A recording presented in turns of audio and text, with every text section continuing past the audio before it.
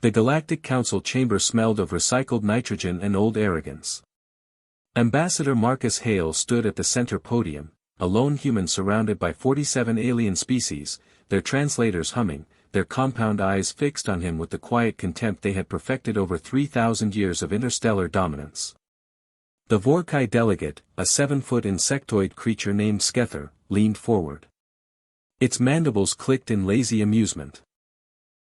Humanity will surrender 17 star systems, dismantle its military shipyards, and accept a permanent cap on population growth, Skether announced.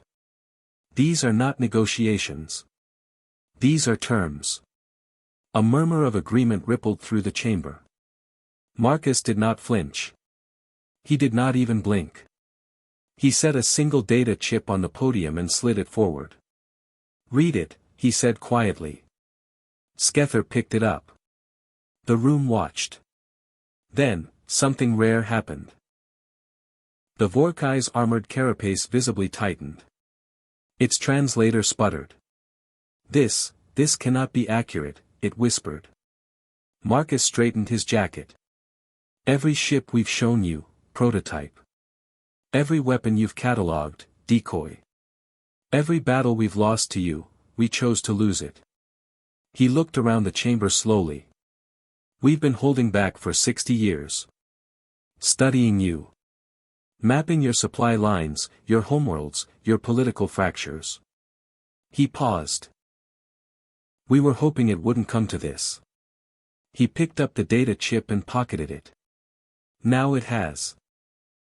The attack began at 0300 Galactic Standard Time, simultaneously, across 9 sectors. General Dana Reeves watched the command screens aboard the USN Resolute as the operation unfolded. 60 years of patience. 60 years of watching humanity kneel. 60 years of engineers, scientists, and soldiers quietly building the real fleet in the dark side of the moon, in the asteroid belt, beneath the ocean floors of Europa. The Vorkai's forward battle group at Sector 7 had 17 warships. Massive, fearsome, battle-tested against 100 civilizations. They lasted 11 minutes. "The Ragnarok is through their line, General," said Lieutenant Jake Torres, his voice barely containing his disbelief. "Good.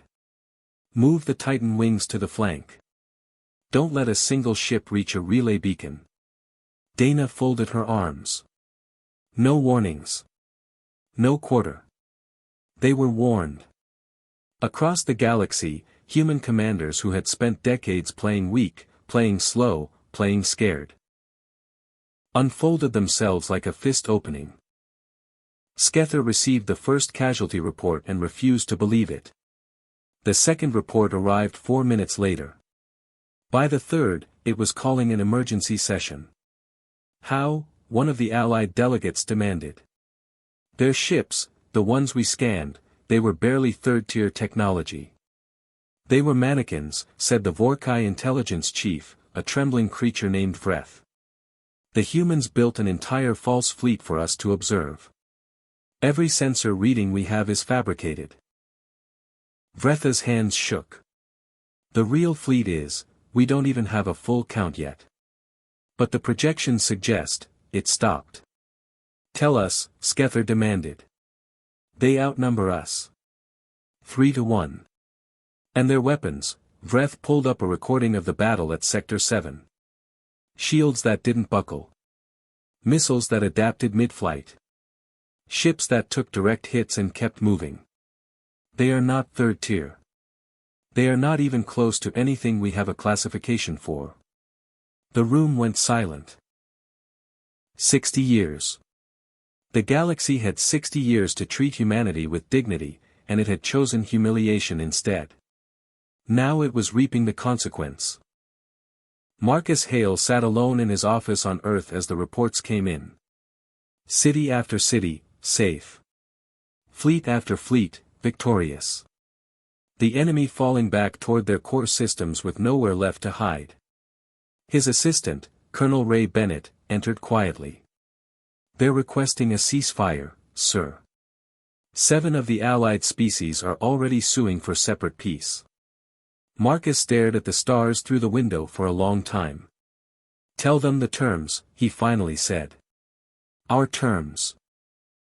The ones we wrote 60 years ago and never got to use." Ray nodded and turned to leave. "Ray." Marcus's voice was calm. "Absolute. Make sure they understand, this is not negotiation. These are terms." He turned back to the stars. Somewhere out there, humanity, patient, quiet, underestimated humanity, was no longer holding back. And the galaxy would never make that mistake again.